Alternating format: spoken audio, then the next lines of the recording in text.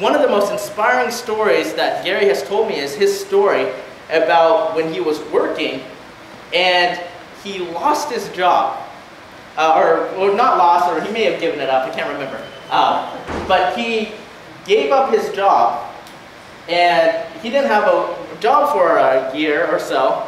And in that situation, I would be panicking, because I love to work. I'm just a workaholic to a fault. And I would be stressing out and worried and everything like that. But when he was telling me this story, he was smiling for the first time, and he was just talking about, he's saying, you know what, that was one of the best years of my life. And I'm thinking, you are a crazy man. Let me go call the mental institution.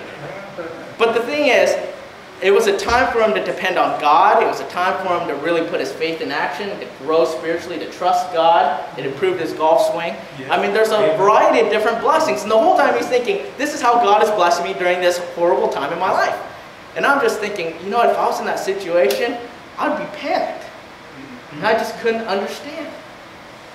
But then he ended up applying for a job months and months prior. Then he finally gets a call, gets a job with the PUD, and has been working there ever since. And just recently, he got promoted to be the foreman of his warehouse. And the first thing he said after I congratulated him on promoting him says, well, God did it. And I'm like, you're blessing God again. It's like, wow, which is the right attitude. But the whole time I'm just thinking, that's the attitude I need to have. Is that the way to maintain a godly attitude is not focusing on the negative aspects of our lives, but is focusing on how God has blessed our lives. Because if we truly understand how much God has blessed us, that will change our whole perspective on life. It'll change our attitudes. It'll change our hearts. Like I said, we all have problems. We all have things that go wrong.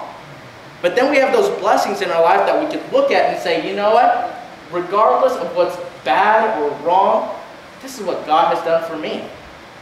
One of the passages of Scripture that has really just modified and changed my life, and a lot of times we quote this section of Scripture, but then we just kind of blow past it, is 1 Thessalonians chapter 5, verse 16 through 18, which says this, be joyful always, pray continually, give thanks in all circumstances, for this is God's will for you in Christ Jesus.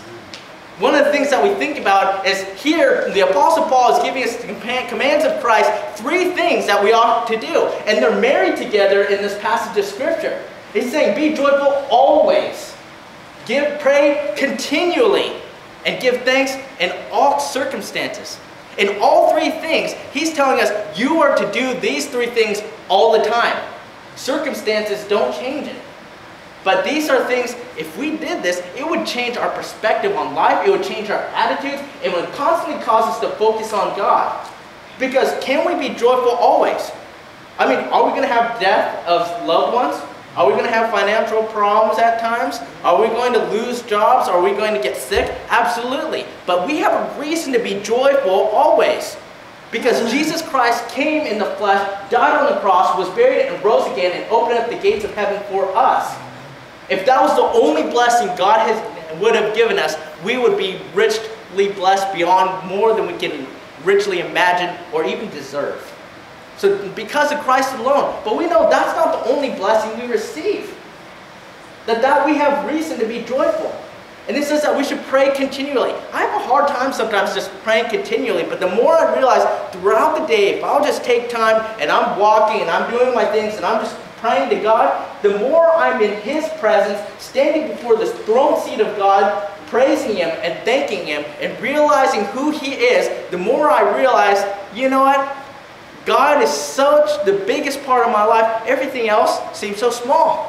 My problems seem so small. My worries seem so small. And because of that, when I'm constantly praising Him and praying to Him and loving Him, the more I can just focus on Him and the more I realize, you know what, I am blessed because of who He is and how He allows me to know Him and what He's done for me. And then it says, give thanks in all circumstances. When you're having financial problems, when a loved one dies, or when you're having health problems, give thanks. And that's the thing that really gets you through those hard times, is giving thanks when you don't want to give thanks. Giving thanks when you realize you think, I have nothing to be thankful for. And that's one of the reasons why we struggle so much, is because we get our focus off of God. When we stop focusing on God, we won't be joyful. We won't be praying, and we won't be giving thanks. It's when we start focusing on God, we'll do those things. And when we do those things, it'll get us through the hard times in our life. And that's a lesson I've had to learn, and that's a hard thing for me to do. We talked about this last week, about how we need to be focusing on Christ, His kingdom, His righteousness, not to be worrying about different things. When we have a right focus on God, then we're going to have an attitude of thanksgiving.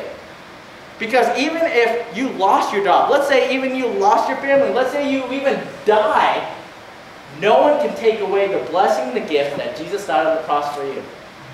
Isn't that a great thing? The government can't take that from you. Your friends can't take that from you. Your persecutors can't take that from you unless you give it away. But as long as you have that, you always have reason to give thanks. But one of the powerful aspects of these verses that we see is that it says that these are the three things we should do, but then it says, for this is God's will for you in Christ Jesus. Have any of you ever asked yourself, what is God's will for my life? God's will for your life, according to the Word of God, is be joyful, pray continually, and give thanks in all circumstances. You see, when you have the right perspective, the right heart, and the right attitude, and you focus on God, it helps you do the things of God. It helps you be obedient in times of persecution. It helps you do the mission of God even when you're afraid. It helps you to be thankful when the world is just crashing down on you. That's the amazing thing. That's God's will. And when you will do God's will and be thankful and joyful and all those things, it changes your life. And in fact, the Romans chapters 12 and 1 through 2 makes known that we're a living sacrifice. And then it says, don't be transformed, but be transformed by the renewing of your mind. Don't be conformed to the pattern of this world. And he makes known, if we're willing to do this, then we'll know God's perfect and pleasing will. You see, we know God's will when we're being transformed, when we're renewing our mind. And the way that we help renew our mind is learning to be joyful. Always, to pray continually, and to give thanks in all circumstances. And that changes our heart, and it gets us Christ-centered and focused. And when we do that, then we're ready to do God's will. That's when God changes things in our lives.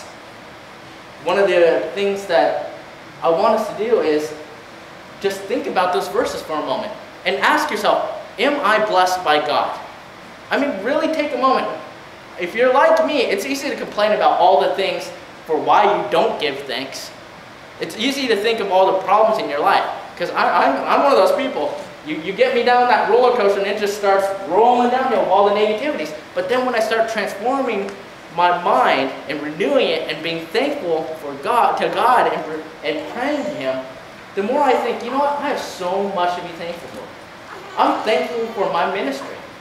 And God allows me to serve. I'm thankful for my family, which we know is a gift from God. I'm thankful for my church family because Christ died so that we could be together. I'm thankful for my eternity in heaven. I'm thankful for a variety of different reasons. I mean, this is one of the things. One of the things that Rick has a really good singing voice, and sometimes he'll lead the song, Count Your Blessings. And I just think, every time he leads that song, the more I think, you know what, this is what I need to be doing. Because the more I count my blessings, the more I realize God is a God of blessing, and this is what He has done for me, even though I don't deserve it. And that's a hard thing to do. That's a hard lesson, because the world tells us to be negative. But this is why focusing on God and how He's blessed us and realize the value of those blessings really changes our lives. Now, I don't want to downgrade anyone and I'm not judging anyone by saying this, because I'm the first one to admit, I struggle with this. I struggle with being joyful at times. And we know, you know what, this world is horrible. We know that this world is full of sin. And I don't know what you've gone through. And we have a lot of things that we can look in our lives and say, you know what, that part of my life, I just wish I could forget. Some people had childhood trauma. Some of you have experienced alcohol or substance abuse. Some of you have experienced even homelessness.